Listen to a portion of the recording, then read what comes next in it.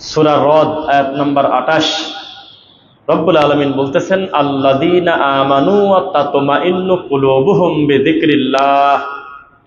যারা মুমিন তাদের অন্তর তৃপ্ত হয়, খুশি হয়, শান্তি লাগে আল্লাহর জিকিরে। সুবহানাল্লাহ। আলা বিযিকরিল্লাহি তাতমাইন্নুল কুলুব।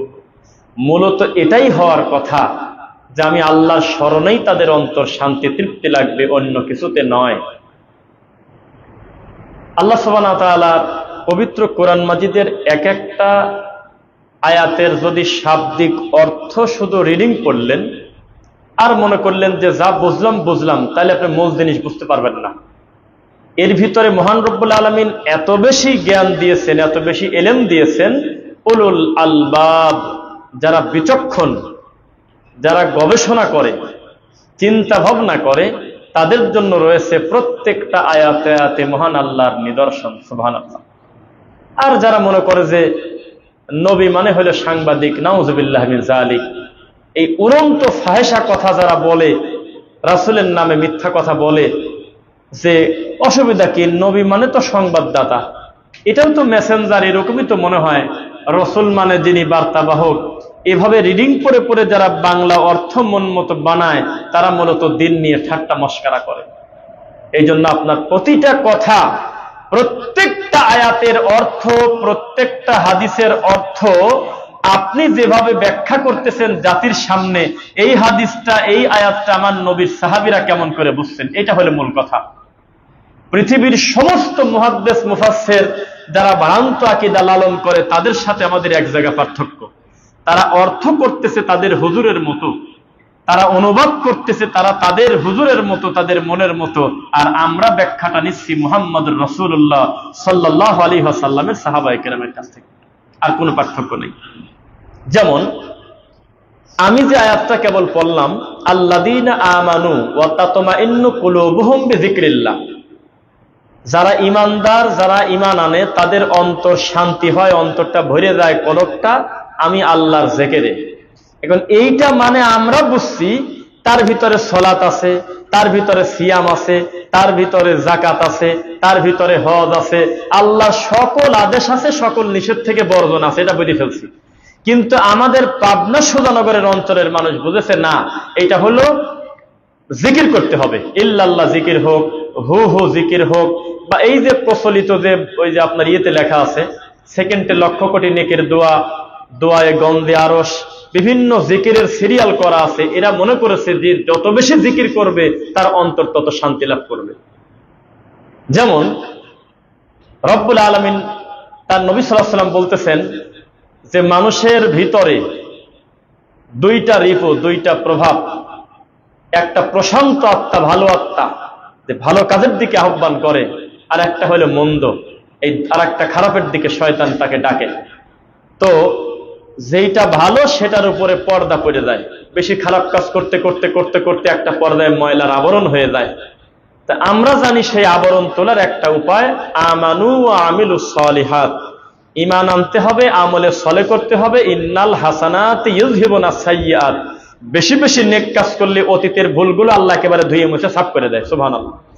কিন্তু আমাদের অঞ্চলের লোক বলে যে না, এই মাংসপিণ্ড যে কালো হয়ে গেছে, এই কালো তোলার উপায় হলো লা ইলাহা ইল্লাল্লাহ। ইল্লাল্লাহ যত জোরে ধাক্কা দেবে তোমার বাম দুধের 2 আঙ্গুল নিচে, তত ধাক্কা লেগে লেগে একটা পর্দায় কালো অংশ উঠে যাবে। এটা হলো আমাদের এলাকার বুঝ। কিন্তু আল্লাহ সুবহানাহু ওয়া তাআলা যত জায়গায় জিকিরের কথা বলেছে, প্রত্যেকটা জিকিরের অর্থ এই শুধু তাকে গোল হয়ে বসে বসে ডাকা নয়। দলিল নেন। দলিল হলো আল্লাযীনা ইয়াযকুরুনাল্লাহা কিয়ামান ওয়া কুউদান ওয়া আলা যুনুবিহিম, তারা আমার স্মরণ করে দাঁড়িয়ে, বসে, শুয়ে। এই স্মরণ মানে কি বলেন তো? সালাত। দাঁড়িয়ে বসে শুয়ে আপনি আর কোন ইবাদত করবেন? দাঁড়িয়ে বসে শুয়ে যারা আমাকে স্মরণ করে। ওয়া ইয়াতাফাক্কারুনা ফি খালকিস সামাওয়াতি ওয়াল আরদ, আসমান আর জমিন নিয়ে একটু চিন্তা ফিকির করে, গবেষণা করে। ওয়া ইয়াতাফাক্কারুনা ফি খালকিস সামাওয়াতি ওয়াল আরদ রব্বানা মা খালাকতা হাযা বাতিলা, এরপরে চিন্তা করে আমি তো রফিকুল ইসলাম, আমি তো অমুক, কিন্তু আমার তো এত বড় গবেষণার জ্ঞান নাই, তবে মনে হয় চন্দ্র এমনি এমনি আল্লাহ বানায় নাই, মনে হয় জমিনটা এমনি এমনি আল্লাহ বানায় নাই। এদের নাম দিয়েছে ওয়ায়াতাফাক্কারুনা ফি খালকিস সামাওয়াতি ওয়াল আরদ। তারা আসমান আর জমিন নিয়ে গবেষণা করে, গবেষণার পরে বলে রব্বানা মা খালাকতা হাযা বাতিলা। আমার ব্রেনে ধরতেছে না এত বড় আসমান দিয়ে আপনি কি করবেন, তবে মনে হয় এর রহস্য আছে। আমার বুঝ আসে না এত বড় মাটিটা কি কারণে বানাইছেন, তবে আপনি যেহেতু বানাইছেন এর রহস্য আছে। হাযা বাতিলা, এমনি এমনি আপনি বানান নাই, এর পিছনে আপনার কোনো উদাহরণ আছে, নিদর্শন আছে। সুবহানাকা ফাকিনা আযাবান নার। আর বারবার বলে, রবের প্রশংসা করে, পবিত্রতা অর্জন করে বলে, আল্লাহ জাহান্নামের শাস্তি থেকে বাঁচাতে পারলে সে হলো তুমি, আর কেউ নাই। এটা যদি আল্লাহকে বারবার বলে, তাহলে সেই অন্তরটা প্রশান্ত অন্তর হয়ে যাবে, একেবারে পূর্ণ হয়ে যাবে। এখন এখানে যদি অর্থ করেন যারা জিকিরের অনুষ্ঠান করবে, বেশি বেশি জিকির করবে, তাদেরকে আল্লাহ প্রশান্ত আত্মা দিয়ে দেবে, তাহলে মিলবে না। এখানে আল্লাহর সমস্ত স্মরণ আছে। জিকির মানে কোরআন মাজিদ, জিকির মানে তাসবিহ, জিকির মানে সালাত, জিকির মানে দোয়া, জিকির মানে রব্বুল আলামিনের নিদর্শন, জিকির মানে আহকাম, জিকির মানে তাওহীদ। কোনটা নেবেন, কি করবেন বলেন? মূলত জিকির মানে আমার রবের কথা মেনে নেওয়া, স্মরণ করা। ইন্না ফি খালকিস সামাওয়াতি ওয়াল আরদি ওয়া ইখতিলাফিল লাইলি ওয়ান নাহার। নিশ্চয় যারা ফিকির করে আসমান আর জমিন নিয়ে, আর সে চিন্তা করে রাত আর দিন আর আসমান আর জমিন এমনি এমনি আল্লাহ বানান নাই, এরা কারা করবে? উলুল আলবাব, যারা বিচক্ষণ, ইংরেজিতে বলে টু মাস ইন্টেলিজেন্ট, যারা খুব বিচক্ষণ মানুষ, এরাই শুধু গবেষণা করবে। বাকি লোক দিন যাচ্ছে, খাচ্ছে, পায়খানা করতেছে, দিন শেষ। যেমন একটা কথা বলি, এর আগে কয়েক মাস আগে একটা খুতবা দিছিলাম এখানে, আমি আফসোস করে একটা কথা বলেছিলাম, আপনারা বলছিলেন যে হ্যাঁ কথা ঠিক। সেটা কি? একটা ছেলে কোরআন মাজিদ গোটাটা মুখস্থ করে ফেলছে, একটা হুজুর বুখারী খতম করে গরু খাচ্ছে, এবং আপনার এই সানার পার, তারপরে সাইনবোর্ড, তারপরে স্টাফ কোয়ার্টার, বিভিন্ন বড় বড় পিলারের সাথে যদি লেখা না থাকে তাহলে আমি মিথ্যুক। লেখা আছে খতমে বুখারী অনুষ্ঠান, পাগড়ি প্রদান করিবেন আল্লামা অমুক, দারসুল বুখারী, এরকম বড় বড় সিরিয়ালে লেখা আছে কিনা? খতমে বুখারী শব্দের অর্থ এই লোকটা বুখারী খতম করে ফেলছে, একবারে খতম, শেষ। এই অনুষ্ঠান করে জাতিকে জানাবে, খাবে, একটা দোয়া করবে, হুজুর এসে যে আমার এই ছাত্রর মাথায় পাগড়ি দিলাম, কারণ গোটা বুখারী তার নিয়ন্ত্রণে চলে আসছে। তা আপনাদের কাছে আমি যদি জিজ্ঞাসা করি, এই ছেলেটা বুখারীর দায়িত্ব নিয়ে নিয়েছে, গোটা বুখারী খতম করে, বড় আল্লামা এসে তাকে পাগড়ি দিয়ে জিলাপি খেলো, কত আয়োজন করলো, সত্যি করে বলেন তো এই সমস্ত লোক কি রাসূলের পদ্ধতিতে বুখারী অনুযায়ী 2 রাকাত নামাজ পড়তে পারে? এই কপাল তাদের আছে? তার মানে বোঝা গেল বুখারী পড়ে নাই, এইটা বললে আপনি অপবাদ দিলেন। অবশ্যই পড়ছে, পড়ে নাই মানে বুখারী শুরু থেকে শেষ পর্যন্ত পড়ছে, আমি দায়িত্ব নিয়ে বলতেছি। কোরআন মাজিদ শুরু থেকে শেষ পর্যন্ত তাফসীর পড়ছে, আমি বলতেছি পড়ছে। অনুবাদ পড়েছে, কিন্তু ওখান থেকে কিছু নিতে পারে নাই, উলুল আলবাব হয় নাই। যেখানেই তার মনে হয়েছে জোরে আমিনটা কি করি, এখন আসি গেল সামনে, হুজুর কি যে করি, হুজুর তখন বলল নিচের টিকা আছে, টিকা পড়ো। নিচের টিকাতে লেখা, যেহেতু আমরা হানাফি মাযহাব অনুসরণ করি, এটা আমাদের হাদিস না। যখনই আপনার সামনে বুকে হাত বাঁধার হাদিসগুলো এসে জমা হবে, ওই ছাত্র যদি উস্তাদকে একবার প্রশ্ন করে দে, হুজুর মাথায় ধরে না, এই হাদিসটা কি করি? 739 হুজুর বলতেছে তুমি নিচের টিকা দেখো, তোমার থেকে বড় জ্ঞান ছিল আল্লামা আজিজুল হক, তিনি জোরে বলতো না, তুমি বলো কে? যখন তার সামনে এসে গেল লা তুশরিক বিল্লাহ, খবরদার আল্লাহর সাথে শিরিক করবে না, তার নিচেই যখন লেখা মান তাআল্লাকা তামিমাতান ফাকাদ আশরাক, যে তাবিজ ঝোলালো সে শিরিক করলো। যদি দাঁড়িয়ে বলে উস্তাদজি এই তাবিজটা বুঝতে পারলাম না, তখন বলবে এটা সে তাবিজ না, আশরাফ আলী থানভী যে তাবিজ দিয়েছে এটা ঠিক আছে, বাদ বাকি অন্যগুলো চলবে না। তখন এটার ব্যাখ্যা আরো 7-8টা সিরিয়ালে দিয়ে নিচে মন্তব্য করেছে যে আমরা যেহেতু হানাফি মাযহাব অনুসরণ করি, আমরা অন্য কিছু চিন্তা করব না। তার মানে বুখারী পড়ে নাই এই কথা বললে অপবাদ দেওয়া হবে, পড়ছে। কোরআন পড়ে নাই এই কথা বললে অপবাদ দেওয়া হবে, পড়েছে। আপনাদের একটা আজকে আমি খুব সুন্দর করে সিরিয়াল করে নিয়ে আসছি, পুরো বক্তব্যটা আমি আজকে সাজাইছি হলো সোশ্যাল মিডিয়া এবং সামাজিক অবক্ষয় এগুলো সিরিয়াল করা আছে, পড়বো। তার আগে বলি, আমি একটু চিন্তা ভাবনা করে লেখলাম, আয়ামে জাহেলিয়াতের সময়, বানি ইসরাইলের সময় তারা ধ্বংস হয়েছে কোন কোন বড় পাপ করার কারণে, আর আমরা ধ্বংস হচ্ছে কোন পাপ করার কারণে। তো একটা সিমিলার পাইছি, বড় সিমিলার। কি? তারা তাদের কিতাবকে বিকৃত করত, লুকিয়ে রাখত, আর আমরা লুকাই না, আমরা বিকৃত করেছি সরাসরি কিতাব না, কিতাবের অনুবাদ। কুল জাল হক ওয়া যাকাল বাতিল, এটা ঠিক আছে। ইয়া আইয়ুহাল্লাযীনা আমানু কুনু মা সাদিকিন, একেবারে আয়াতের জবর জের পেশ কেউ পরিবর্তন করে নাই। মাজার পূজারীও বলে কুনু মা সাদিকিন, আমরাও বলি। তা আমরা বুঝছি সাহাবায়ে কেরামকে বন্ধু বানাও, তারাই হলো উত্তম বন্ধু, সাথী, অনুসরণ করো। আর তারা বলতেছে যে আমি যদি চুপ থাকি, আর এখন যদি এই আয়াতের অনুবাদ আশপাশের মসজিদে হয়, তারা যদি এই সাদিকিন মানে পীর সাহেব না বলে, তাহলে আমি মিথ্যুক। সবাই বলবে ওয়া কুনু মা সাদিকিন, সত্যবাদীদের সাথী হও। এই সত্যবাদী হলো পীর সাহেব, এই সত্যবাদী হলো জয়নপুরের পীর, এই সত্যবাদী হলো ফুরফুরার পীর। আর আমরা সাদিকিন মানে বুঝেছি সাহাবায়ে কেরামের থেকে সত্যবাদী আর কি আছে নবীর পরে। তার মানে আয়াতের বিকৃতি কেউ করে নাই, তার অনুবাদের বিকৃতি করছে। আমরা বুঝেছি ইয়া আইয়ুহাল্লাযীনা আমানু সাল্লু আলাইহি ওয়া সাল্লিমু তাসলিমা, ইন্নাল্লাহা ওয়া মালাইকাতাহু, নিশ্চয়ই আল্লাহ এবং তার ফেরেশতা মণ্ডলী কি করে সেটা বলবো না, তোমরাও সেই কাজটা করো। এটা হলো অনুবাদ। এটা পরে আমরা বুঝছি আল্লাহ যদি কিছু করে তার নাম হয় দয়া, ফেরেশতা যদি কিছু করে তার নাম হয় দুয়া, আর মানুষ যদি কিছু করে নবীর প্রতি তার নাম হয় দরুদ সালাম। এটা আমরা বুঝছি, এটা তাফসীর ইবনে কাসির বুঝেছে। এই সেম কথাটা বুঝেছে আবু বকর সিদ্দিক রাদিয়াল্লাহু আনহু। কিন্তু আমাদের দেশে বলতেছে আল্লাহ নিজেই তো মিলাদ পড়ে, তোমরাও মিলাদ পড়ো, ইয়া নবী সালাম আলাইকা। কে ঠেকা? এখন ঠেকান। আল্লাহ বলে বলতেছে যে আমি রাসূলের প্রতি দরুদ পড়ে, নাউযুবিল্লাহ। আল্লাহুম্মা সাল্লি আলা মুহাম্মাদ, আল্লাহ রাসূলের প্রতি আপনি সালাম বর্ষিত করলাম, তার প্রতি দয়া করেন। আল্লাহ আবার কোন আল্লাহ বলতেছে? এটা কমন সেন্সে ধরে না। আল্লাহ কি আরেক আল্লাহকে বলতে পারে হে আল্লাহ আমার নবীর প্রতি আপনি সালাম দেন? সে কোন আল্লাহকে বলবে? তিনি তো অদ্বিতীয়, এক। তার মানে আল্লাহর ক্ষেত্রে যখন আসবে এই কথা, তখন আসবে হলো আল্লাহর দয়া, আর ফেরেশতার ব্যাপারে আসলে হবে দোয়া, আর মানুষের ক্ষেত্রে আসলে হবে দরুদ সালাম। স্পষ্ট কথাটাকে টেনে নিয়ে মিলাদের দলিল বানিয়ে দিয়েছে। মানে বানি ইসরায়েলরা পুরা কিতাবটা বিকৃত করছে, আর আমরা কিতাবটা ঠিকই রাখছি, জবরদস্ত নড়াচড়া করতে পারি নাই, শুধুমাত্র অনুবাদটা নিজের মন মতো করে বিশাল বিশাল একটা দল তৈরি করে ফেলেছি। বলেন নাউজুবিল্লাহ। যাই হোক, সামাজিক অবক্ষয়ের বিষয়ে আমরা একটু সিরিয়ালে আসতে থাকি ইনশাল্লাহ। সোশ্যাল মিডিয়া নির্ভর আমরা হয়ে গেছি সবাই। আজকে যে জুমার খুতবা দেব, আমি নিজেও 2-4 বছরের ভিতরে এই বিষয়ে বলি নাই, আপনিও কাছাকাছি সময় শুনছেন, আমি তা জানি না। সোশ্যাল মিডিয়া, ফেসবুক, বিশেষ করে ফেসবুক, বাকি আরো অন্যান্য প্ল্যাটফর্ম আছে, এগুলো আমাদের কি কি ক্ষতি করেছে এইটার ব্যাপারে আমি আপনাদের সাথে একটু কথা বলবো ইনশাল্লাহ। আমি বলি মাঝে মধ্যে যে আমাদের এখন সবকিছু অনলাইনে, খালি জানডা রহুডা আছে অফলাইনে। কথা কি পরিবর্তন করতে পারবেন কেউ?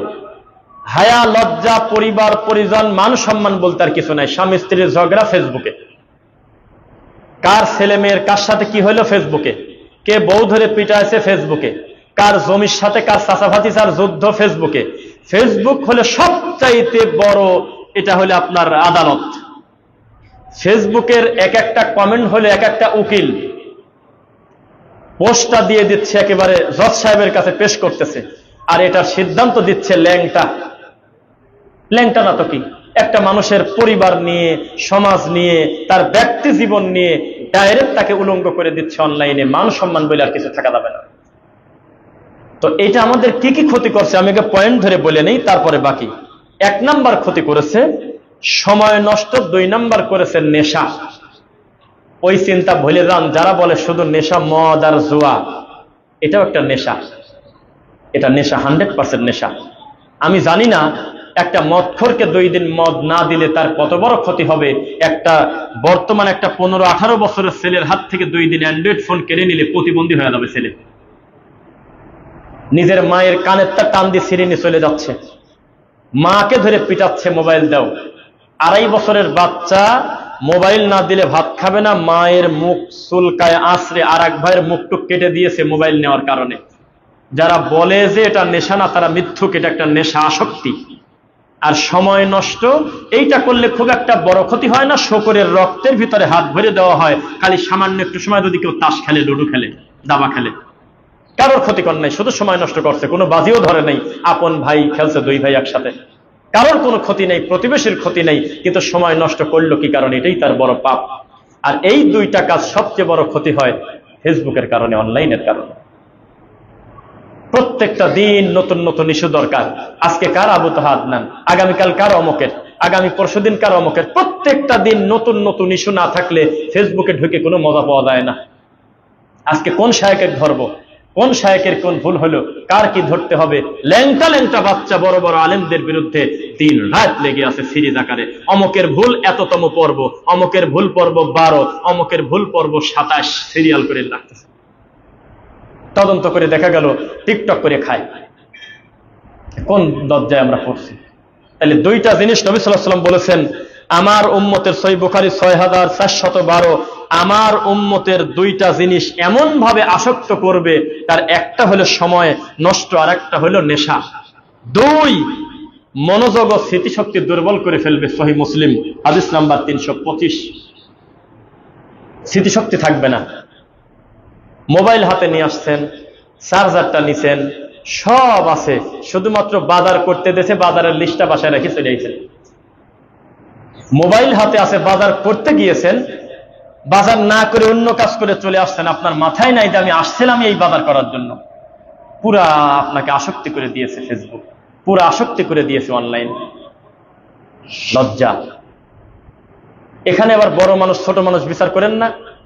এখানে কোনো বড় হুজুর আর ছোট হুজুর বেছেন না। বড় হুজুরও অনলাইনে ল্যাংটা হতে প্রস্তুত, কারণ তার নতুন ইস্যু দরকার, নতুন নতুন তার ইস্যু দরকার। অহেতুক একটা মন্তব্য করে সে ভাইরাল হতে চায়, এআই এর বানানো ভিডিও প্রচার করে মানুষের লাইক কমেন্ট পেতে চায়। কি দরকার? লিখতেছে যে আমার নবীর জুতা মুবারক, আমিন না লিখে যাবেন না। 6000 লোক কমেন্ট করেছে, 5500 লোক লিখতেছে আমিন। এই তো বাংলাদেশ। হিসাব হবে না আল্লাহর কাছে একদিন। এরপরে 3 নাম্বার, আত্মসম্মান বলে কোনো কিছু থাকা যাবে না এবং হিংসা হবে একটা নেকির কাজ। আবু দাউদ হাদিস নাম্বার 4903। এখন আপনি মিলায় দেখেন, ফেসবুকে কি কারোর আত্মসম্মান আছে? আমি একটা সিরিয়াস কথা বলেছি, আমি আবার রিপিট করি। যারা বেদাতি, কবর পূজারী, মাজার পূজারী, তাদের কথা আজকে বাদ দেব। তারা তো বাউন্ডারির বাইরের লোক। বাউন্ডারির ভিতরে যারা আছে, আমরা সালাফি আকীদার আলেম ওলামা, দ্বীনী ভাই যারা আছেন, আমার কথাটা কাগজে লিখে রাখেন। বর্তমান এমন একটা পরিস্থিতিতে আমরা পড়ছি অনলাইনের কারণে, কোন জীবিত সালাফি আলেম সম্মান নিয়ে মরতে পারবে না, সম্মান নিয়ে বাঁচতে পারবে না। প্রত্যেকের সমালোচনা নারী ভুরি বের করে তার ব্যক্তি জীবন সহ। এটা হলো অনলাইন। একজন জীবিত বড় আলেমের নাম বলেন, যাকে আমরা বিতর্কিত না করে ছাড়ছি, নাম বলেন, আমি শুনবো। একজনের নাম বলবেন? নাই। আমি জানি বলবেন না, কেউ বলার উপায় নেই। একজন সম্মানী বড় বিদ্বান, ডক্টর হোক আর মাদানি হোক, যার পিছনে আমরা লাগি নাই, একজনের নাম বলেন, পারবেন না। আকীদার উপরে বাংলাদেশে সবচেয়ে বেশি খেদমত আল্লাহ যে বড় আলেমদেরকে দিয়ে নিচ্ছে, তাদেরকে ভুল ধরতেছে একটা ল্যাংটা বাচ্চা। তার এততম পর্ব ভুল 2, এততম পর্ব ভুল 27, সিরিয়াল করে করে নোংরামি করতেছে। তার মানে বর্তমান জামানার সবচেয়ে বড় চ্যালেঞ্জ হলো সম্মান নিয়ে মানুষের দোয়া নিয়ে মরে দেওয়া। একদিক দিয়ে মাজার পূজারী বলতেছে লা মাযহাবি ওয়াহাবি মরেছে বাঁচিছি, আর একদিকে আমার ভাই জীবিত অবস্থায় এই সম্মানী লোকটার বেইজ্জত করে দিয়েছে, সম্মান রাখে নাই। বর্তমান হলে এইটা। তার মানে এখানে যে 4903 লেখা যে আত্মসম্মান বলে কোনো কিছু থাকা যাবে না, আর হিংসা হবে নেকির কাজ। হিংসা কি নেকির কাজ না বর্তমানে আমাদের কাছে? বলেন তো একটু মুখ দিয়ে। হিংসা হলো নেকির কাজ। হুজুরকে বলবেন যে আপনি অমকের মাথায় বাড়ি দেন, ও বিষ খাবে তাও দেবে না। বিনা কারণে একটা লোককে একটা গালি দেন, বলবে না আমি কেন গালি দিতে যাবো। একটা টাকা সুদ খান, উনি বলবে আমার জীবন দেবো, আমি সুদ খাবো না। হুজুর একটু শিরক করেন, না না কি বলো, একটু বিদআত করেন, করবে না। হিংসা করেন, তোমার থেকে শুনবো কেন, হিংসা নিয়েই তো চলতেছি। এই তো জীবন। আমি আবার বলি, এমন এমন সম্মানী মানুষ আমরা বাংলার জমিনে পেয়েছি, যার কাছে খালি মুখ দিয়ে বলবেন মুত্তাকিন, মুমিন, সালেহ, তাকওয়া, এরকম যে কোনো একটা শব্দ দিয়ে বলবেন, হুজুর শায়েখ 2 ঘন্টা লেকচার দেন, আপনার সামনে বসে শুনবো। 2 ঘন্টা শুধু একটার উপরে দিবেন, এই দেশে আছে, আমি দায়িত্ব নিয়ে বলতেছি, শত শত আলেম আছে আমাদের মানহাজে, আলহামদুলিল্লাহ, শুধু একটা টপিকের উপরে 2 ঘন্টা 5 ঘন্টা লেকচার দেবে। এত বড় জ্ঞানী মানুষ আমরা পাইছি। দুর্ভাগ্যজনক বশত অনলাইনের যুগে এসে দেখতেছি সব ভালো, কিন্তু পেটের উপরে সই দিয়ে টোকা দিলে একেবারে পেট ব্লাস্ট হয়ে যাচ্ছে হিংসায়। আকীদাও এক, মানহাজও এক, সব এক, হুবহু একই কাজ হওয়ার পরেও সে অন্য কি কারণে জানি না আর একটা আলেম ভাইয়ের বিরুদ্ধে এমন ভাবে সমালোচনা করতেছে যে লজ্জায় আমরা বাপ আর মার ঝগড়া লাগলে যেমন পাশের ঘরে ছেলের অবস্থা আমাদের হয়েছে তাই। আমাদের একজন বড় শায়েখ আর এক শায়েখের যখন নাম ধরে জাতির সামনে বিতর্কিত করে দেয়, তখন আমরা অসহায়ের মতো আর এক ঘরে শুয়ে থাকি। আব্বার আর মার মারামারি লাগলে যা হয়, কার পক্ষ নেবেন আপনার? নাম বলেন। আকীদায় কোনো ডিস্টার্ব নাই, মানহাজে ডিস্টার্ব নাই, আমল ভালো, দুনিয়াবি জাগতিক কারণে একজন আরেকজনের বিরুদ্ধে এমন ভাবে লাগছে, আমরা দুঃখ করে বলি আল্লাহ কোন মাজার পূজারী যাতে এই পোস্টটা না দেখে আল্লাহ। তো সহিহ আবু দাউদের 4903 নম্বর হাদিসটার মিল পাইছেন? পান নাই না? আত্মসম্মান বলে কিছু থাকা যাবে না, আর হিংসা হবে নেকির কাজ, পাইছেন নাকি? আচ্ছা। 4 নাম্বার, মিথ্যা তথ্য এবং গুজবের সরাসরি হবে সহিহ মুসলিম হাদিস নাম্বার 5, কাফা বিল মারই কাদিবান আন ইউহাদ্দিসা বিকুল্লি মা সামিয়া। এখানে গরম গরম যা শুনে তাই ডেলিভারি দিয়ে দেয়, কোনো তদন্ত করেন আমার উম্মত, এরা ধ্বংস হবে কি না? এখন হচ্ছে না?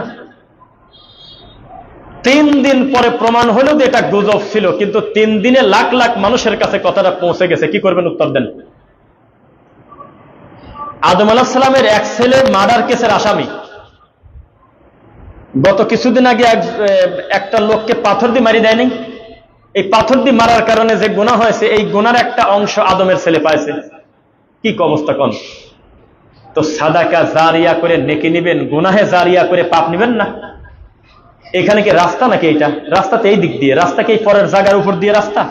ও কারণে আমি মাসি দৌড়, পথ বাঁচানোর জন্য পরের ধানের ক্ষেত্রে আমি দৌড় দিছি। আমাকে দেখা দেখে আরো 2জন মুসল্লি বললো যে হুজুর গেছে তো এই দিক দিয়ে যাই।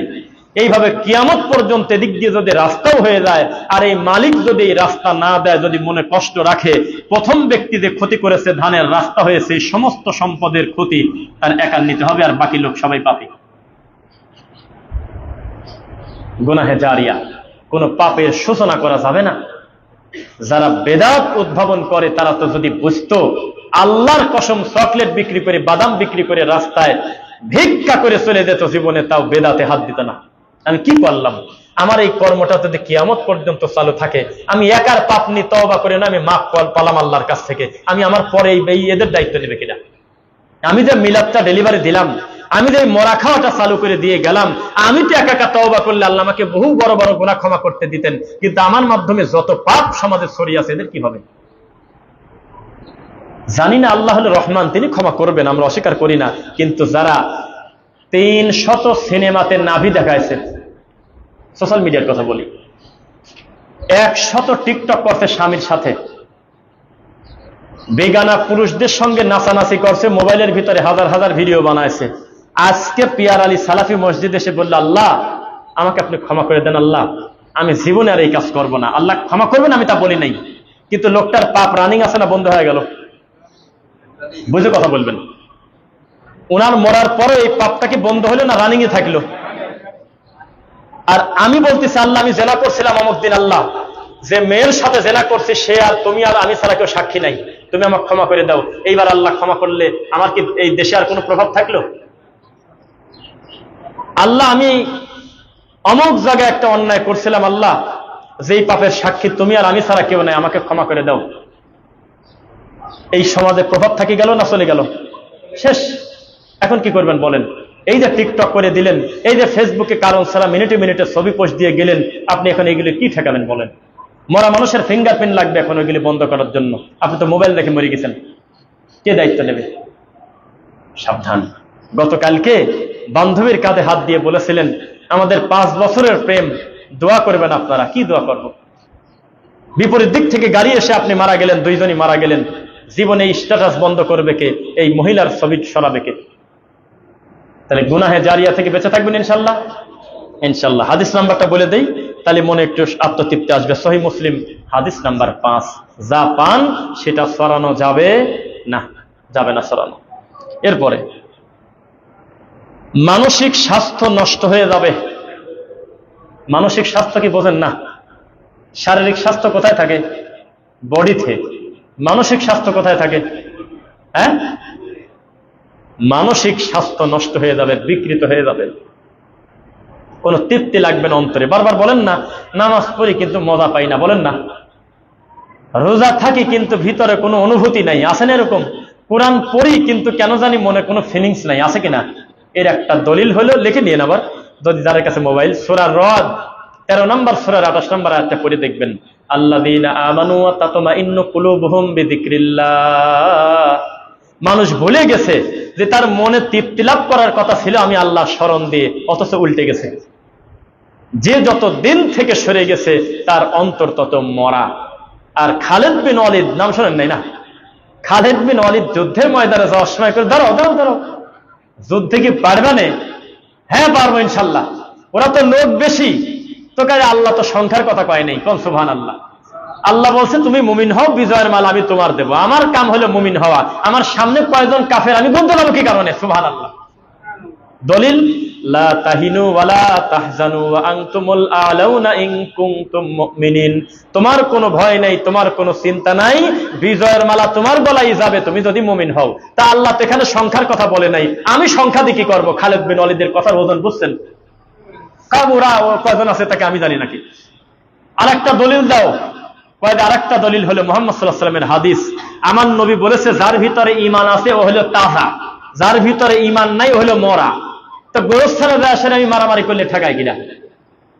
গোরস্থানে গিয়ে যদি এখন একটা মুসল্লি যায় বলেন একটা কথা কবি কি একেবারে মাথার পর দেব বাড়ি, বিপরীত দিক থেকে কোনো সমস্যা আসবে? কেউ কিছু বলবে? হাজার হাজার লাশ শুয়ে আছে, হাজার হাজার মুর্দা শুয়ে আছে, কেউ বলবে না তোমারও দেবনে মাথায় বাড়ি, বলবে? তো উনি বলল যে আমি কাফেরদেরকে মরা মনে করি। সুবহানাল্লাহ বলেন না? আমি কাফেরদেরকে আমি খালেদ বিন ওয়ালিদ মনে করি মরা। তো মরা মানুষের সাথে মারামারি করবো, আমার টেনশন কিসের? সুবহানাল্লাহ। তার মানে তাতমাইন্নু কুলুবুহুম বিযিকরিল্লাহ, যার ভিতরে আল্লাহর স্মরণ নাই ওটা মরা। ওটা কি? মরা। দলিল নম্বর কত বলছে? সূরা রদ 13 নম্বর সূরার 28 নম্বর আয়াত। এরপরে অশ্লীল বেহায়াপনা এবং নৈতিকতা থাকবে না, এটা হলো জাহিলিয়াতের সঙ্গে মিলে যাবে। হাদিস নাম্বার সহিহ বুখারী 3483। জানি না কতদিন ঠিক রাখতে পারবো, তবে এই সিজনে যত প্রোগ্রাম হবে, আমার জীবন থাকতে যতদিন সামনে আগাবো, অধিকাংশ প্রোগ্রামে প্রত্যেকটা মাহফিল এবং খুতবার জন্য এভাবে আলাদা আলাদা করে সিরিয়াল করে নেব, পয়েন্ট পয়েন্ট সিরিয়াল করে নিয়ে নাম্বার সহ জাতিকে বলে দেব, যাতে এক বক্তব্যের সাথে আর এক বক্তব্য না মেলে। ইনশাল্লাহ পড়েন। বেদাতির মতো কানে হাত দিয়ে না দেখে দেখে 2 ঘন্টা বলে দেবো, আর লোকজন বলবে বাহ এ তো এতটা মনে রাখে কিভাবে, এসব ফায়সা কথা তো মনে থাকবেই। কোরআনের আয়াত দেখে দেখে বলো, হাদিসটা দেখে দেখে বলে দাও, তাও তো উপকার আছে, আছে কিনা? আচ্ছা, হাদিস নাম্বার হলো 3483। আমার উম্মত একটা পর্যায়ে বেহায়া হয়ে যাবে, লজ্জা থাকবে না, নৈতিকতা থাকবে না, তখন মনে করবে তাদের মাথার উপর থেকে কিয়ামতের সামিয়ানা এসে গেছে। লজ্জা কি আছে এখন? হায়া আছে? এটা আপনার মনে হলো? নীতি নৈতিকতা আছে?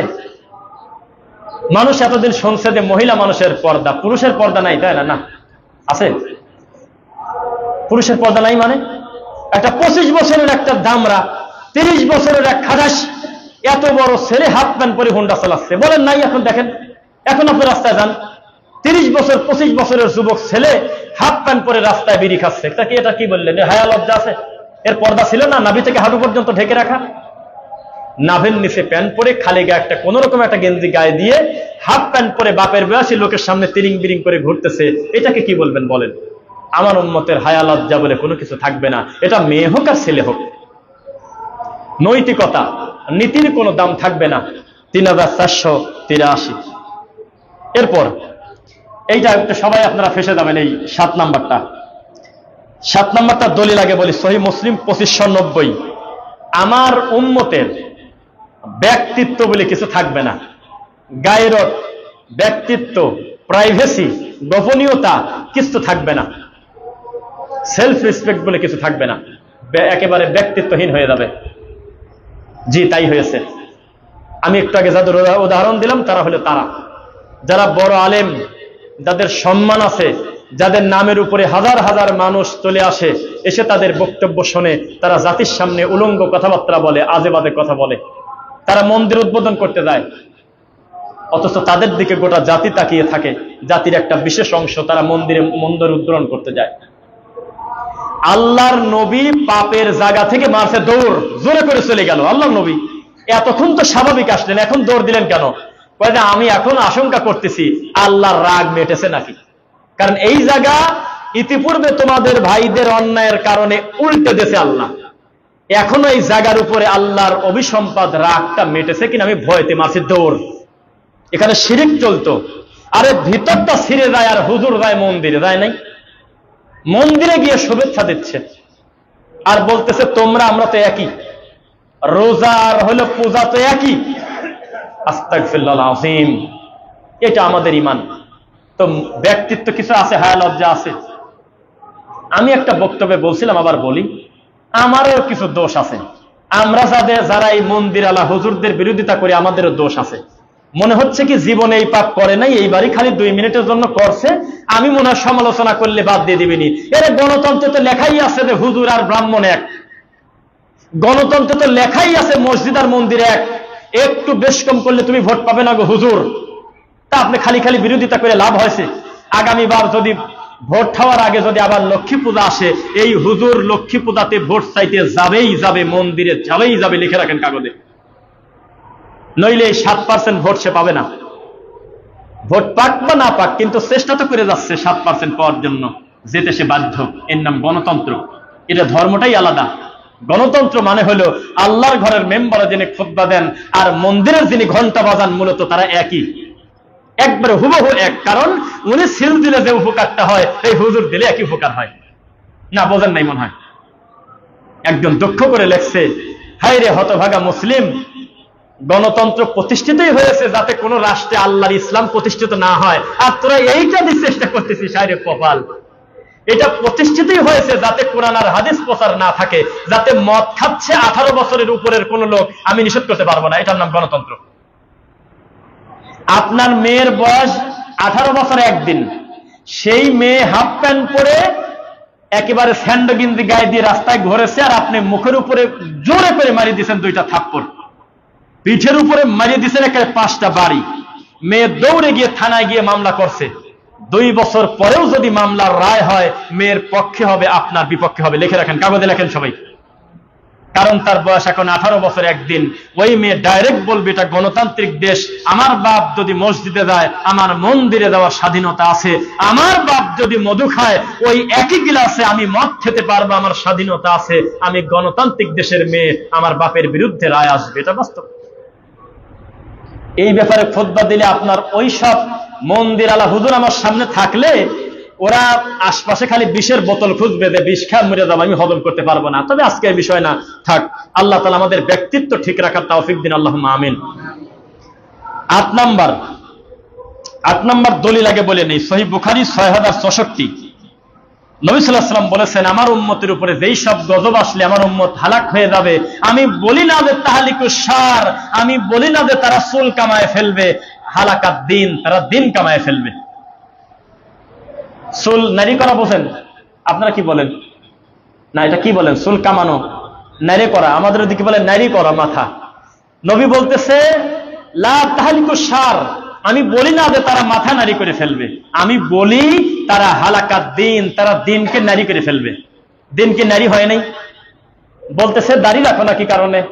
25 মিনিট ধরে সাংবাদিকের সাথে পেঁচায় বলতেছে যে আমাদের হুজুরদের বিভিন্ন জায়গায় যাওয়া লাগে, তো বড় বড় রাষ্ট্রে যেতে হয়, মুসলিমদের কাছে দাওয়াত দিতে হয়, তো এই জন্য দাড়িটা ওইভাবে আপাতত রাখি না আমরা। এটা হাদিস? এটা কি কোরআন হাদিস? এটা লেখা আছে।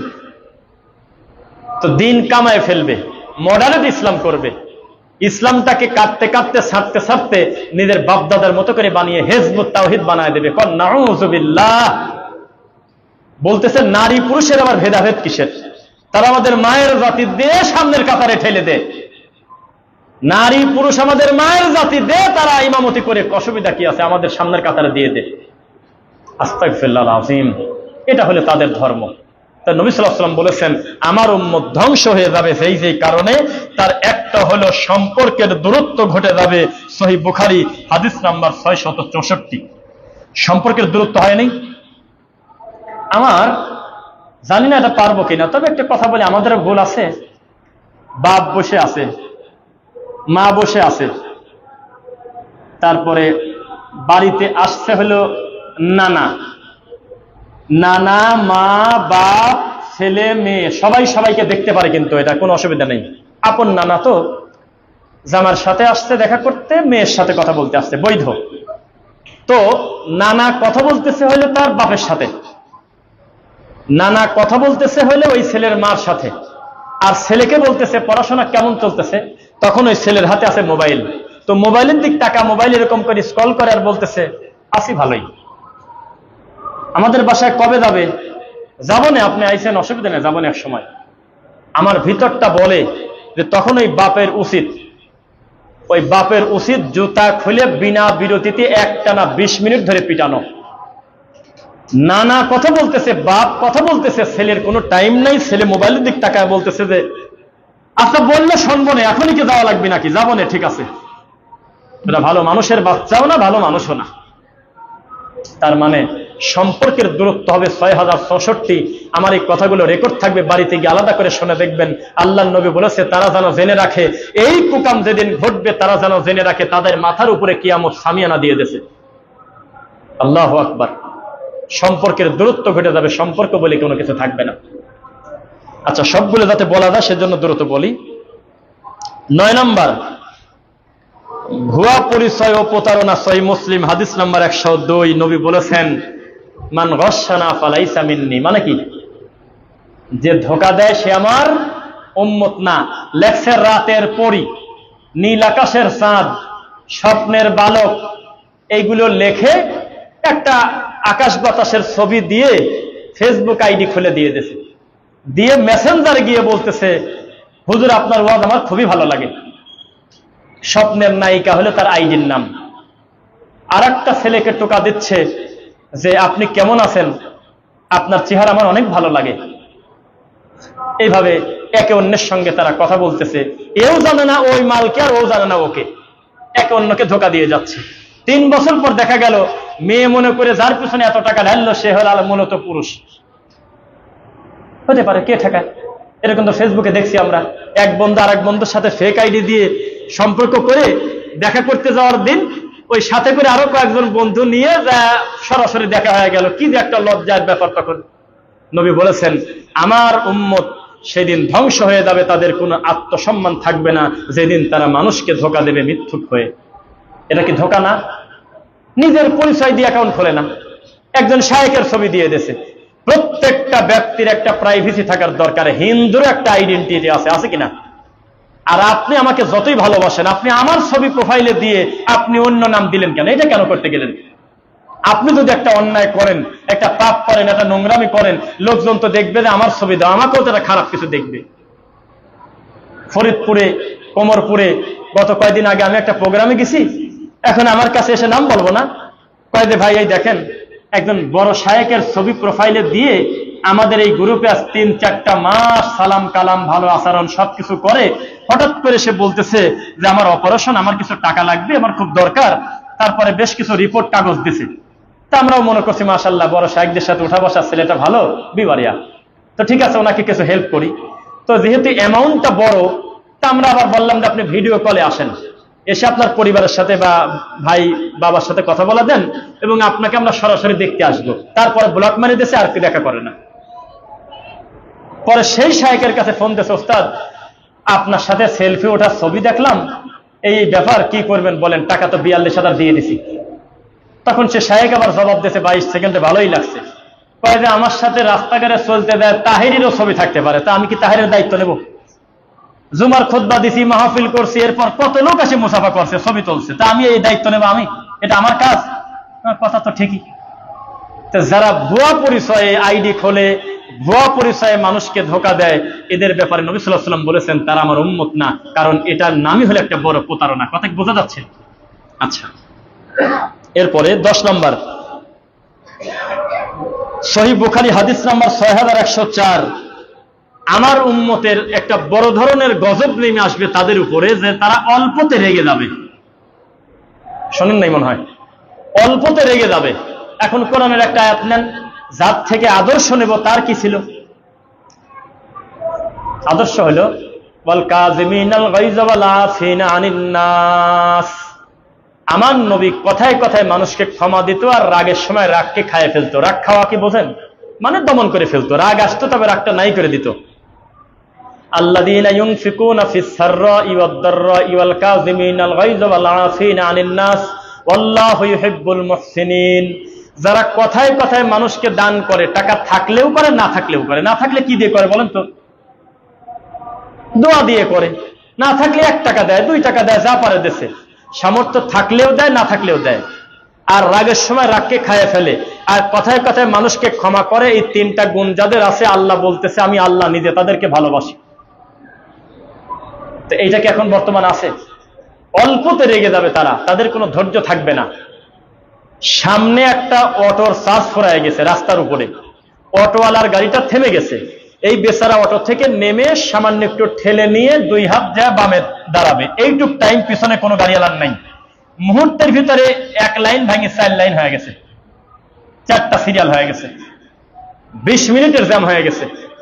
কোনো কারণে একটা ট্রাকওয়ালা রাস্তার বাম পাশে গ্লাসটা খুলে বলতেছে যে আমি সানার পার কোনার পাড়া রোড যাবো, বা এই সেই, কোন দিক দিয়ে যাবো ভাই? তো উনি বলতেছে সোজা গিয়ে বামে যাবেন কি ডানে যাবেন, এই 1 মিনিটের মতো কথা। এইটুক কথার ভিতরে পিছনে 5টা লাইন হয়ে গেছে। আর এই ট্রাকওয়ালার মা তুলে গালি দিচ্ছে। কি করবেন? এক রিক্সা আর এক রিক্সার সাথে তখন গোতা লাগে, তখন এক রিক্সাওয়ালা আর এক রিক্সাওয়ালাকে এসে প্রথমে তার মা তুলে 10টা গালি দিয়ে বলে, তুই আমাকে চিনিস? তা আমি এটা শুনে খালি হাসি, তোকে কি চিনবে? তুইও যাও তাই, এটা কি চিনবে? একটু পরে ওর গাড়ির পিছনে আর একজন মারি, আবার ও আবার এসে বলতেছে তুই আমার চিনিস? 2জনই রিক্সাওয়ালা, কি চিনবে? ধৈর্য থাকবে না। আমার উম্মত অল্পতে রেগে যাবে। হাদিস নাম্বারটা বলি, 6114। আমার উম্মতের এটা একটা গজব, যে তারা দ্বারার উপরে তারা সংঘাতে লিপ্ত হবে, অথচ তারা জানবেই না যে কি কারণে আমরা রেগে গেলাম। 11 নাম্বার, আমার উম্মত, এটা একটু সবাই খেয়াল করবেন তো, হাদিস নাম্বারটা বলি, সহিহ মুসলিম 1076। আমার উম্মতের তেলাওয়াতকারী বেড়ে যাবে, কারি বেড়ে যাবে, কিন্তু গলার নিচে নামবে না। এটা কি বুঝলেন? উত্তর দেন কেউ, একটু বলেন তো। আমার উম্মতের কারির সংখ্যা বাড়বে, তেলাওয়াত খুব হবে, কিন্তু গলার নিচে নামবে না। এটা মানে কি? মানে সারা পৃথিবী জয় করে আসবে, কোরআন পড়ে পুরস্কার নিয়ে আসলো, কিন্তু রাসূলের পদ্ধতিতে সালাম মুসাফা পর্যন্ত করতে জানে না। তার মানে কোরআন পড়েছে, পড়লে মন ভরে শুনতে মন চায়, এর থেকে তার কোনো হেদায়েত আসে নাই, এর দ্বারা তার কোনো কল্যাণ হয়নি। শুধু কোরআন পড়েছে ময়না পাখির বুলির মতো, কোরআন শুনতে মন চায়, এর দ্বারা কোনো উপকৃত লোকটা হতে পারে নাই। দেখেন ঢাকা শহরে আপনি এখনই যাবেন, যত বড় বড় বিদআত পন্থী, যত শিরক পন্থী প্রতিষ্ঠান, যত বড় বড় মসজিদে ঢুকবেন, ইমামের কিরাত শুনতে মন ভরে যায় না? মনে হয় আরো পড়ুক, আমি আরো শুনবো, কিন্তু পাক্কা বেদাতি, একেবারে ধর্ম কর্ম কিছুই জানে না, কিন্তু কোরআন তেলাওয়াত যখন করে মনে হয় পিছনে খালি শুনি। আর আমাদের শায়েখরা যখন পড়ে, হয়তো কণ্ঠ আছে দেয় না বা কম, এই জন্য ওরা ব্যঙ্গ করে। তার মানে তাদের কণ্ঠনালীর নিচে কোরআন ঢুকতে পারে নাই, উপরে সুন্দর করে বাজে।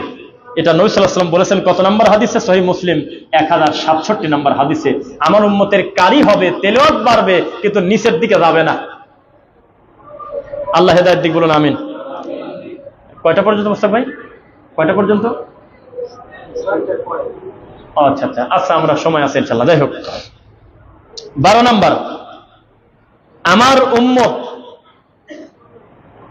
প্রোপাগান্ডা করবে তার ভাইয়ের বিরুদ্ধে। মিথ্যাবাদীরা প্রচুর পরিমাণে তারা সাক্ষ্য দেবে অর্থের বিনিময়ে, তাদেরকে সাক্ষ্য দিতে বলাই হয় নাই। সহিহ বুখারী হাদিস নাম্বার 768। হাদিস নাম্বার 768। ভাড়ায় পাওয়া যাবে সাক্ষী, পাওয়া যায় না? ভাড়ায় পাওয়া যায়। যেদিন মার্ডার হয় সেদিন ও নোয়াখালী, ওর নিয়ে এসে হাজির করে দিচ্ছে। পরে কি প্রমাণ হবে সেটা না, কিন্তু আদালতে তারা বলতেছে আমার চোখের সামনে ঘটনা ঘটছে। আর ডাইরেক্ট 2 চোখ দিয়ে যে দেখছে ওই মহিলা বলতেছে আমি তো বাড়িতে নাই সেদিন। যে বাড়িতে ছিল সে বলতেছে আমি নাই, আর যে নোয়াখালী ছিল সে বলতেছে আমার চোখের সামনে ঘটছে। এই তো ঘটনা। তো ভাড়ায় খাটা হলো না এগুলো, ভাড়ায় খাটবে তারা। আচ্ছা, 13 নাম্বার, আমার উম্মতের এলেম থাকবে তবে কার্যক্ষমতা থাকবে না। আচ্ছা, পানি শূন্যতায় ভোগে না মানুষ, কি খায় তখন? স্যালাইন খায়। রক্ত শূন্যতায় ভোগে না মানুষ, কি খায়? হ্যাঁ, ফল ফলানি খায়, ভালো ভালো প্রোটিন খায়, রক্ত আসে এরকম কিছু খায়, টাকি মাছ খায়, আরো বিভিন্ন জিনিস যেগুলো খেলে রক্ত বাড়ে এগুলো খায়। আমার উম্মত এলেম শূন্যতায় ভুগবে। হাদিস নাম্বার 3664 আবু দাউদ। আমার উম্মতের এলেম শূন্যতা হবে। এলেম শূন্যতা বুঝছেন? রক্ত শূন্যতার মতো, পানি শূন্যতার মতো এলেম শূন্যতায় ভুগবে। অথচ তাদের বাড়িতে থাকবে বড় বড় কিতাব, অথচ তাদের মাদ্রাসা হবে বিশাল, অথচ তাদের ওস্তাদরা 50 বছর বুখারী মুসলিম পড়াচ্ছে, কিন্তু এর পরেও তারা এলেম শূন্যতায় ভুগতেছে। এলেম শূন্যতা মানে, যদি আমাকে বলেন আসসালামু আলাইকুম ওয়া রাহমাতুল্লাহি তাআলা ওয়া বারাকাতুহু, এই তাআলা বলার পরে যদি আপনি বলেন যে আমার এই হুজুর কিন্তু আজহার থেকে পড়ছে, আমার এই হুজুর কিন্তু বড় ডক্টর অর্জন করছে, আমার দৃষ্টিতে ওটা জায়েজ মূর্খ। ও তাআলা বলল কি কারণে? আমাকে যদি কেউ এসে বলে যে ওনাকে চেনেন না, উনি হলে শাইখুল হাদিস অমুক অমুক মাদ্রাসার প্রিন্সিপাল, উনি আজ 42 বছর বুখারী পড়ায়, তখন আমি বললাম, তাকান আমার দিকে, আসসালামু আলাইকুম ওয়া রাহমাতুল্লাহ, দেখেন সবাই তাকান, এই কথা বলে আমি ডান হাত দিলাম, তো উনিও হাত আগায় দিল, তবে একটা না দুইটা দিয়ে বলতেছে ওয়া আলাইকুম আসসালাম, ভালো আছেন মুহতারাম, এই কথা বলে বুকে হাত দিয়ে দিয়েছে। আমার দৃষ্টিতে এলেম শূন্যতায় ভুগতেছে, রক্ত শূন্যতায় ভোগার মতো এলেম শূন্যতায় ভুগতেছে, এলেম কোনো কাজ করতেছে না। ও 2 হাত দিয়ে মুসাফা করে বুকে হাত দিল কি কারণে? নবী সাল্লাল্লাহু আলাইহি ওয়াসাল্লাম বলেছেন শেষ জামানায় এলেম শূন্যতায় ভুগবে। 14 নাম্বার, আরে সহিহ মুসলিম হাদিস নাম্বার 2963, আমার উম্মত এমন বিকৃত হয়ে যাবে যে যারা সিহারা নিয়ে একে অন্যের সাথে মশকারা করবে, নাউজুবিল্লাহ পড়েন, সিহারা নিয়ে একে অন্যকে খোঁটা দেবে। এটা লজ্জার কথা না? যে ওই যে অমুকের দেখা যায় হলো ফেরাউনের মতো, ও অমুকের চেহারা দেখতেছে ও অমুকের মতো, নাউজুবিল্লাহ। চেহারা নিয়ে বিকৃত করে কিনা? আমাদের শায়েখদের বিকৃত ছবি এমন এমন নোংরামি করছে অনলাইনে, চোখ দিয়ে রক্ত বের হয়, দেখে এগুলো সহ্য করা যায় না। দেখেন শায়েখ আব্দুর রাজ্জাক বিন ইউসুফ হাফিজাহুল্লাহ, শায়েখ মতিউর রহমান মাদানী হাফিজাহুল্লাহ, অনেক বড় বড় বিদ্বান, বড় বড় জ্ঞানী যারা আছেন, দেখবেন যে তাদের ছবি বিকৃত করে খারাপ খারাপ জিনিসের সাথে লাগায় কি করছে, দেখেন চেহারা করছে কি করে নাই। আমরা তো ভালো জিনিসও অতিরঞ্জিত পছন্দ করি না। ইদানিং দেখলাম যে শায়েখ আব্দুর রাজ্জাক বিন ইউসুফ হাফিজাহুল্লাহর একটা ছবি দিয়ে এআই দিয়ে বানায় পাগড়ি লাগায় দিয়েছে, দেখছেন? হ্যাঁ, পাগড়ি লাগায় দিয়েছে, দিয়ে বলতেছে পাগড়ি পরিহিত আব্দুর রাজ্জাক বিন ইউসুফ কেমন লাগে বন্ধুরা। অথচ পাগড়ি উনি পরেন নাই। তো পাগড়ি পরা কোনো পাপ না, কিন্তু উনি তো পরেন নাই। তাহলে আমি একটা কিছু দিয়ে আইডি, মানে এটাকে কি বলে, ডিজাইন করে সাজায় পরায় দিলাম, এটা কি আমার জন্য ভালো কাজ হলো? এটা আমি করতে পারি না। তো লোকজন লিখতেছে মাশাআল্লাহ মাশাআল্লাহ, এই সেই বিভিন্ন কিছু লিখতেছে, হাজার হাজার মানুষের কাছে পৌঁছে যাচ্ছে, এটাও করার দরকার নেই। মন্দ তো করবোই না, আমরা মানুষের ইচ্ছার বিরুদ্ধে এটা অতিরিক্ত করতে যাবো কেন? বেশি বিপদে পড়ে গেছেন, একটা পুরান জামা নিয়ে গেছেন হলো কম্পিউটারের দোকানে, এখন এই জমির খাজনা খারিজ জমির কোনো কাজে লাগবে, কোনো কারণে সে চাইলে বিশেষ কারণে ওটাকে পরিষ্কার করে একটু আলাদা কালার দিতে পারে, এটা হলো কারণের। এমনি কোনো কারণ ছাড়া আপনি শার্ট গায়ে দিয়েছেন, আমি জুব্বা বানায় দিলাম, জুব্বা গায়ে দিয়েছেন, আমি একটা শার্ট বানায় দিলাম, টুপি নাই টুপি বানায় দিলাম, এই অতিরঞ্জিত করা যাবে না, মনে থাকবে ইনশাআল্লাহ, বিকৃত করা যাবে না। 15 নাম্বার সূরা মুজাম্মিল 73 নাম্বার সূরা 6 নাম্বার আয়াত, ঘুমের সমস্যা এবং মানসিক শান্তি হারিয়ে যাবে, ঘুমের কোনো শান্তি থাকবে না। কুমিল লাইলা ইল্লা কলিলা নিসফাহু আও ইনকুস মিনহু কলিলা, আমার নবীকে পর্যন্ত আল্লাহ বলে নাই যে আপনি সারা রাত জেগে ইবাদত করেন। কেউ বলতে পারবেন সারা রাত জেগে ইবাদত করেন? এই কথা আমার নবীকে আল্লাহ বলে নাই। কেউ কি চ্যালেঞ্জ করবেন আমার সাথে? বলছে যে আপনি ঘুমান, রাতের কিছু অংশ ইবাদত করেন। আল্লাহ নবীকে সারা রাত জাগতে বলছে আল্লাহ। কিন্তু সত্যি করে বলেন তো দেখি, রাতের পর রাত আপনার ছেলেটা মোবাইল, ফেসবুক, ইউটিউব দেখে জাগতেছে না? জাগতেছে কিনা? মানসিক অসুস্থ হয়ে যাচ্ছে, আরেকটা বলে জুমার খুতবার প্রথম পর্ব শেষ করব। আমার উম্মতের শরীর খারাপ হবে, স্বাস্থ্যগত কোনো খেয়াল থাকবে না। মানে শরীরটা যে আল্লাহর একটা আমানত, এটা তার কোনো খেয়াল থাকবে না, নিজেকে নিজে ধ্বংস করে ফেলবে। ধ্বংস করতেছে না?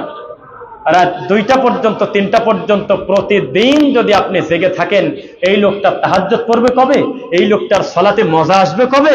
জোহরে ঘুম, আসরে ঘুম, মাগরিবে ঘুম, এশায় ঘুম, যেখানে বসে সেখানে ঘুমাসি না। তার কোনো বরকত নাই শরীরে। শরীর সুস্থ, কিন্তু শরীর একটা আমানত। আল্লাহর কাছে যেই যে বিশেষ অনুগ্রহ আমরা পাই, আল্লাহ আমাদেরকে সুন্দর নিয়ামত দিয়েছেন, আমাদের শরীর স্বাস্থ্য ভালো। ভালো কিনা বলেন? হঠাৎ করে একটা সুস্থ লোক, হঠাৎ করে তার রিং পরানো লাগতেছে, হঠাৎ করে তার ডায়াবেটিস এত মাত্রায় বেড়ে গেছে, ডাক্তার বলছে কার্বোহাইড্রেট পুরা বাদ, খালি দৌড়ের উপর থাকেন। অথচ আপনার বয়স আর তার বয়স এক। হঠাৎ করে একটা 25-30 বছরের ছেলের ভরি হয়ে গেছে এত বেশি, ওজন হওয়ার কথা 65 হয়ে গেছে 92। কি বিপদ বলেন? এটা কি নিজের প্রতি জুলুম না? কিছু কিছু লোক কয় যে আরে আল্লাহর নিয়ামত খাবো না, আল্লাহর নবী মিষ্টি খাইছে আমি খাবো না। তো নবী মিষ্টি খাওয়া বাড়াইছে, দাওয়াতি কাঁধে 18 ঘন্টা পরে বাড়ি ঢুকছে, আর তুই মিষ্টি খায় এসিডি ঘুমাইছি দেশ। কি হইল? খরচের জায়গা কোন জায়গা? আমি খরচ করবো, আমি যে খাবো প্রোটিনটা আমি দিচ্ছি কোন জায়গা ক্যালোরি? আর আমার নবী পায়ে হেঁটে হেঁটে ওমরা করতেন, হজ করতেন, দাওয়াতি কাজ করতেন, কত জায়গায় দাওয়াতি মেহনত করতেন, গা থেকে ঝরঝর করে ঘাম ঝরতো, ক্ষুধায় কষ্ট হতো, কত পরিশ্রম করে খেজুর খেয়ে চলে গেছে। আর আপনি বলতেছেন যে মিষ্টি খাওয়া সুন্নাত, আমিও বেশি করে খাই। আপনার সিস্টেম তো জানতে হবে। কথা বুঝতেছেন? খাদ্যের ব্যাপারে সচেতন হবেন, আল্লাহ দেয়া ভালো খাবার খাবেন। কয়ে যে আমরা গরিব মানুষ, আমরা একটু গরুর গোস্ত খেতে পারি না, শাক খাও, কচুর শাক খাও, অসুবিধা কি? তোমার ঘরের কাছে সহজে আল্লাহ এমন দামি দামি জিনিস দিয়েছে তুমি জানোই না। এই 2025 সালে এসে আমরা দেখতেছি একেবারে যেগুলোকে গুরুত্বই দেই নাই সেইগুলো আল্লাহ প্রোটিন দিয়ে রাখছে, দামি দামি খাদ্য। যেই লাল চাউলের ভাত বড় লোকের বাসায় গেলে খেলে কিছুদিন আগে বদনাম করছে, বড় লোক তবে ছোট লোকই ভাব যায় নাই। চিকন চালের ভাত খেতে পারলাম না, মোটা চাল রান্না করছে। খয়রাত খেতে যাওয়া পর্যন্ত বদনাম করে দে, কুলখানির চালটা ভালো ছিল না, মোটা চাল। আর এখন ভেরিফাইড বড় বড় ডাক্তার লিখে দিচ্ছে যে তোমার চিকন চাল খাওয়া যাবে না, লাল চাল ফুল ফাইবার খাও। অথচ সেম জিনিসটা আল্লাহ দিয়ে দিয়েছে বহু আগেই। এইভাবে যদি আমি সিরিয়ালে বলতে থাকি, আপনি আমাকে বলবেন যে আমি অলিখিত স্বাস্থ্য বিশেষজ্ঞ ডাক্তার, কিন্তু আমি নাই, রিস্ক নেব না। আমি আমার অভিজ্ঞতা শেয়ার করতেছি। আমরা আমাদের প্রতি জুলুম করতেছি, আপনি লেখেন কাগজে, আমরা প্রত্যেকেই আমাদের প্রতি জুলুম করতেছি। আমি রফিক বিন সাইদ কথা বলতেছি, আজকে থেকে 4 মাস আগে ওজন ছিলাম 99 কেজি 300, এখন আমার ওজন 73 কেজি, আমি 26 কেজি কমাইছি। আমার কথা বলার ভিতরে কোনো এনার্জির কম আছে? শব্দ চয়নে কোনো অসুবিধা আছে? কোনো ক্লান্তি পাচ্ছেন? অসুবিধা কি? আপনি জুলুম করবেন কেন নিজের প্রতি? বেশি দিন সুস্থ থাকার জন্য আল্লাহর হায়াত কবে সেটা আমরা জানি না, আমরা কতদিন থাকবো, কিন্তু চাইলে তো একটু ভালো থাকার চেষ্টা করবো আমরা ভালো জিনিস দিয়ে। আল্লাহ হেদায়েত দিন, আমিন। আবু সাইদ ভাই না খুতবার ভিতরে যাক, আল্লাহর জন্য ভাইকে খুব মহব্বত করি, ভালোবাসি। সেই 2019-20 থেকে ভাই আমাদেরকে চেনে জানে, দিন বোঝার পর থেকে ভাইকে দেখি অনলাইনে।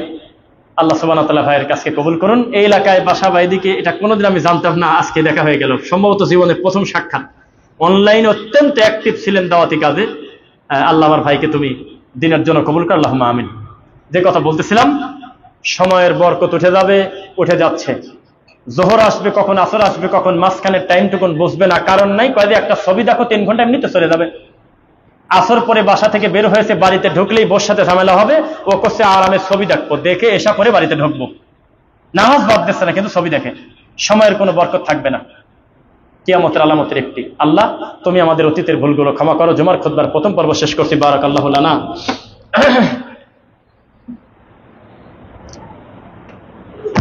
আলহামদুলিল্লাহ, ফাইন্না খায়রাল হাদিসি কিতাবুল্লাহ ওয়া খায়রুল হুদা হুদা মুহাম্মদ সাল্লাল্লাহু আলাইহি ওয়াসাল্লাম ওয়া শাররুল উমুরি মুহদাসাতুহা কুল্লু মুহদাসাতিন বিদআ ওয়া কুল্লু বিদআতিন দালালা ওয়া কুল্লু দালালাতিন ফিন্নার। রব্বিরহামহুমা কামা রাব্বায়ানি সগীরা রব্বিরহামহুমা কামা রাব্বায়ানি সগীরা। রব্বানা আতিনা ফিদ দুনিয়া হাসানা ওয়া ফিল আখিরাতি হাসানা ওয়া কিনা আযাবান নার। রব্বানা ওয়া আতিনা মা ওয়া'আদতানা আলা রাসূলিকা ওয়া লা তুখজিনা ইয়াউমাল কিয়ামা ইন্নাকা লা তুখলিফুল মিআদ। আল্লাহ তুমি আমাদের অতীতের ভুল ক্ষমা করো। আল্লাহ আল্লাহ বানী ইসরাইলের ঘটনা পড়ে আমরা দেখতে পাই তুমি মহা বড় বড় পাপীকে তোমার কাছে ক্ষমা চাওয়ার কারণে তুমি ক্ষমা করে দিয়েছিলে আল্লাহ। আল্লাহ আমরা সাহাবায়ে কেরামদের পূর্বের ইতিহাস পড়ে দেখতে পারি তুমি কত দয়াশীল আল্লাহ, তুমি আমাদেরকে ক্ষমা করে দাও আল্লাহ। আল্লাহ যারা ইমানের উপরে মৃত্যুবরণ করেছে, অন্য গুনাহের কারণে শাস্তি হচ্ছে, তুমি ক্ষমা করো, তাদের প্রতি দয়া করো। আমাদের আত্মীয় স্বজনকে তুমি ক্ষমা করে দাও আল্লাহ। আল্লাহ আমাদের ভিতরে যারা অসুস্থ তুমি তাদেরকে উত্তম সেবা দান করো আল্লাহ। আল্লাহ এই পিয়ার আলী সালাফি মসজিদ থেকে তোমাকে অন্তর থেকে শুকরিয়া জানাই, আলহামদুলিল্লাহ তুমি এতগুলো দিনী ভাইকে একসঙ্গে করে আমাদের জুমার সালাত পড়ার সুযোগ করে দিয়েছো আল্লাহ। পর্দার অন্তরালে আমাদের অনেকগুলো মা বোনেরা এই মুহূর্তে আমাদের বক্তব্যগুলো শুনতেছে, যাদের দিন শেখার কোনো মাধ্যম নাই, চতুর্দিকে শুধু পাপ আর পাপ, মার্কেটে পাপ, বাজারে পাপ, ঘাটে পাপ, টিভিতে পাপ, সব জায়গা পাপের রাজ্য।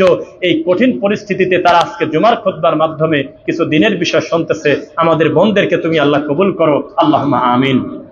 সবশেষে কিছু ফিতনা ইদানিং ছড়াচ্ছে, মানুষ বিকৃত হয়ে যাবে। বিকৃত বোঝেন, হিন্দু ছেলের সাথে মুসলমানের মেয়ের প্রেম, তো মুসলমানের মেয়ে হিন্দু প্রেমিকের বাড়িতে যায় বলতেছে আমার সাথে তার 3 বছরের রিলেশন, আমি ওকেই বিয়ে করব। সত্য মিথ্যা আল্লাহ তুমি ভালো জানো। অনলাইনের যে কোনো নিউজ বলতে গেলে বলতে হয় আল্লাহ তুমি ভালো জানো, এটা আগে বলে নিয়ে নাগে। বর্তমানে গাজীপুরের একটা ঘটনা, একটা মাদ্রাসার মেয়ে, তার বয়স 8, 10 অথবা 13, মতানক্য আছে। তো যাই হোক, রেওয়ায়ত যেটাই থাক, কিন্তু ঘটনা সত্য যে মেয়েটা নাবালক মেয়ে, 9-10 বছর বা বালিকা হলেও একেবারে ছোট মেয়ে। সেই মেয়েকে অপহরণ করে একটা হিন্দু গ্যাং 3 দিন পর্যন্ত ধর্ষণ করেছে। নাউজুবিল্লাহ পড়ে। খুব একটা ভালো দিকে কিন্তু আমরা যাচ্ছি না, আমাদের কোনো অনুভূতি নাই। আমরা নদী এলাকার লোক, আমরা জানি কারোর বাড়িতে সরাসরি পানি ঢোকার আগ পর্যন্ত তার চিন্তা খুব একটা হয় না। পাশের বাড়ির লোক ডুবে গেলে তা আমার কি, আমার বাড়িতে তো পানি আসে নাই, আমার এখনো তো উঠানটা জাগো। যখন তার নিজের বাড়িতে ঢুকে যায় তখন ওই এলাকার লোকদের গালাগালি করে নেতারা কি করে, রাস্তা ঠিক করতে পারে না। নিজের বাড়ির মুখামুখি ময়লা ফেলানোর আগ পর্যন্ত সিটি কর্পোরেশনের কোনো ভুল ধরে না, অথচ তার বাড়ি থেকে বের হয়ে 2 বাড়ি পরে আরেকটা লোকের বাড়ির সামনে ময়লা ফেলে সে নিজেও। আমরা একটা অনুভূতিহীন, একটা অসভ্য জাতি আমরা, আল্লাহ ক্ষমা করুন। গাড়ির ভিতরে 52টা সিট, 48টা সিটে 48টা লোক বসা, পিছনে একটা মহিলাকে টাঙ্গাইল মধুপুরে ধর্ষণ করতেছে চলন্ত বাসে, 4টা বকাটে, পিছনে ঘুরেও তাকাচ্ছে না কেউ।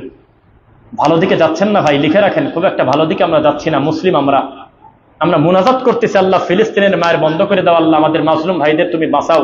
অথচ যে পরিমাণ কুকাম আমরা করি, যে পরিমাণ বড় বড় শিরকে পাপে আমরা নিমজ্জিত, এ কথা বলতেই আমাদের লজ্জা করে। আল্লাহ কত বড় বড় পাপে আমরা আছি। এই জমিনের যদি ভারসাম্য ঠিক না থাকতো, জমিন যদি নড়াচড়া করার স্বাধীনতা পাইতো, বহু আগে আমাদেরকে গেলে ফেলতো। মাঝে মধ্যে একটু ঝাঁকি দেয়, তাই একেবারে 10 তলা বিল্ডিং মাটির সাথে ধসে যাচ্ছে। এই জমিনকে যদি আল্লাহ বলেন তো কি দিয়ে প্যারাক দিছে আল্লাহ মাটিকে, এই পাহাড় দিয়ে যদি প্যারাক দিয়ে আটকা না দিতেন, আমার রব নিয়ন্ত্রণ না করতেন, মাটি এত পাপ সহ্য করতে পারতো না। একদিন বলবে যে আল্লাহ এখন তো আমি আর পারি না, কি করবো? তখন আল্লাহ বলবে তোমার ভিতরে যা আছে তুমি এখন বমি করে দাও, সব উগরায় দাও। তখন ভিতরে যা আছে সব পাপ বলে দেবে। কয়টার সময় রাত, কতটার সময় কোন পা দিয়ে কিভাবে, কয়টার সময় কোন অন্যায় করছে মোট বলে দেবে। কিন্তু এখন বলে না, চুপ করে আছে, একদম চুপ করে আছে। একটু সতর্ক হবেন ইনশাল্লাহ। এই সামাজিক অবক্ষয় নিয়ে যে আলোচনাগুলো করেছি, অনলাইনের যে বিষয়গুলো বললাম, কোনো গুজব প্রচার করবেন না, আর এক ভাইয়ের মান সম্মান নিয়ে মস্কারা করবেন না।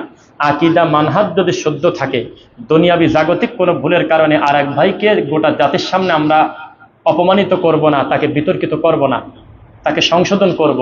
আর যদি আকীদা নিয়ে মস্কারা করে, তাকে কোনোদিনও ছাড় দেব না, জীবনেও ছাড় দেব না ইনশাল্লাহ। শিরকের ব্যাপারে এক চুল ছাড় দেব না। কেউ যদি মানহাজ নিয়ে মস্কারা করে, মরা পর্যন্ত ছাড় দেব না। কেউ যদি তাওহীদ নিয়ে ঠাট্টা করে, কোনো দিনও ছাড় দেব না। প্রয়োজনে নাম ধরে জাতির সামনে তাকে আমরা প্রকাশ করে দেব যে এর থেকে বেঁচে থাকেন। আপনি হাজার হাজার বার চিৎকার দিয়ে বলেন আমির হামজার বক্তব্য শুনবেন না, শুনবেন না, শুনবেন না, ইনশাল্লাহ পাপ হবে না, কারণ সে প্রকাশ্য শরীয়তের ক্ষতিকারী। আপনি তারেক মনোয়ারের নাম ধরে জাতিকে বলে দেন একেবারে অনলাইন অফলাইনে, খবরদার এই সমস্ত বক্তাকে দাওয়াত দিয়ে 1 লাখ টাকা দিয়ে মাঠে নিয়ে আসবেন না, একেবারে ধর্ম ধ্বংস করে দেবে বলে দেন। গাইবান্ধা এক আহলে হাদিস সমাজের লোক একটা মাহফিল করতেছিল, সামনের ডেট, সেই মাহফিলের প্রধান বক্তার নাম হলো কবির বিন সামাদ ল্যাংটা। কি নাম বলছি বলেন? কবির বিন সামাদ। ওদের লাস্টে যেটা বললাম মূলত সে হলো ওইটা, অথচ তাকে দেশে আহলে হাদিসের লোক প্রধান বক্তা বানাইছে। তো অনলাইনের কারণে একটু আমাদের আলহামদুলিল্লাহ এটা ভালো হলো। এটা যখন বেশি প্রচার হয়েছে তখন লোকজন ওদেরকে ফোন দিয়েছে, বিয়াক করে লোক, এই তোরা বলে আহলে হাদিস, এইসব অসভ্য ল্যাংটা নিয়ে আসতেছিস বক্তা। তখন তারা লজ্জায় আজকে সকালে খুতবা যখন দিতে আসবে আপনাদের মসজিদে, তখন আমি ওই একজনকে বললাম, ভাইজান আপডেট কি? তো বলতেছে আলহামদুলিল্লাহ কমিটি ভুল বুঝতে পারছে, এই পাগলকে বাদ দিয়েছে। এ কি করে জানেন? এই রানিং লোকজনের মধ্যে ফোন কানেনি বলে, হ্যালো তুমি কি পরিমণি, এরকম করে কিলকিল করে। তুমি কি ডোনাল্ড ট্রাম্প? এইভাবে মোবাইল কানে নিয়ে জালসার মাঠে এসে খিলখিল করে হাসে আর মানুষের সাথে গান কয়। নাউজুবিল্লাহ পড়েন। এইরকম লোককে যদি আহলে হাদিসরা আনতে চায় তাহলে বোঝা গেল যে তাদের মানহাজ এখনো ভালো করে বুঝতে পারে নাই। আমাদের ওই ভাইয়েরা প্রচুর পরিমাণে দাওয়াতি কাজ করতে হবে, ঠিক কিনা বলেন? কি পরিমাণ আমাদের উপরে গজব যে আমাদের প্রধান বক্তার নাম হলো আবরারুল হক আসিফ। ভাই রে কপাল! এই লিপস্টিক হুজুর যদি আমাদের জাতির মাওলানা হয়, এ জাতির ইসলামে তো কুত্তায় মুখ দেছে। আমানুল্লাহ বিন ইসমাইল মাদানী হাফিজাহুল্লাহ বলছিল যে তুফাজ্জল বৈরাগীর নামের আগে যদি লেখা থাকে আল্লামা শাইখুল হাদিস, তাহলে এই তাফসিরের হারিতে কুত্তায় মুখ দেছে। দিন কি এত মস্কারার জিনিস ভাই? এতই ঠাট্টা যে আমার নবীকে আপনি বলবেন সাংবাদিক, আমি মেনে নেব? আমার নবীকে আপনি বলবেন সিক্স প্যাক, আমি মেনে নেব? আপনি আম্মাজানকে নিয়ে কটূক্তি করবেন, আমি মেনে নেব? একের পর এক যা খুশি তাই বলে দিবেন, ঠাট্টা করবেন দিন নিয়ে, এটা মেনে নেওয়া যায়? সাবধান। মা ইয়ালফিযু মিন কাওলিন ইল্লা লাদাইহি রাকিবুন আতীদ। আপনার মুখ থেকে যে কথা বের হয়, এই কথা মুহূর্তের ভিতরে আল্লাহর কাছে রেকর্ড থাকে। মনে থাকবে এই কথা। খবরদার এমন কোনো কথা, এমন কোনো কাজ করবেন না যার জন্য আল্লাহর সামনে দাঁড়িয়ে যেতে হবে। একটা কথা বলে বক্তব্য শেষ করি। ওমর রাদিয়াল্লাহু আনহুর কথা দুইটা। এক, বিচারের মাঠে যদি বলা হয় একজনকে জাহান্নামে দেব, বাকি সবাইকে জান্নাতে দেব, আমি ওমর ভয়তে থাকবো ঘোষণা আসার আগ পর্যন্ত সেই লোক মনে হয় আমি। কি ভাই, এটা ভয় লাগলো না শুনে? ভয় লাগলো না শুনে? ওমর রাদিয়াল্লাহু আনহু বলতেছে, আমি আরেকটা জিনিস, আমি কোনো গুনাহকে ছোট গুনাহ মনে করি না, আমি কোনো নেকিকে ছোট নেকি মনে করি না। কারণ এই ছোট গুনাহ মনে করে যদি গুনাহটা করে ফেলি, যিনি শাস্তি দিতে পারেন তিনি হলে আল্লাহ। আর এই ছোটখাটো নেকি মনে করে যদি আমলটা না করি, আর আমলটা করলে যদি পুরস্কার থাকতো, পুরস্কারটা দিত আমার আল্লাহ। আল্লাহর হাতের জিনিস আমি ছোট বলবো কি কারণে? সুবহানাল্লাহ।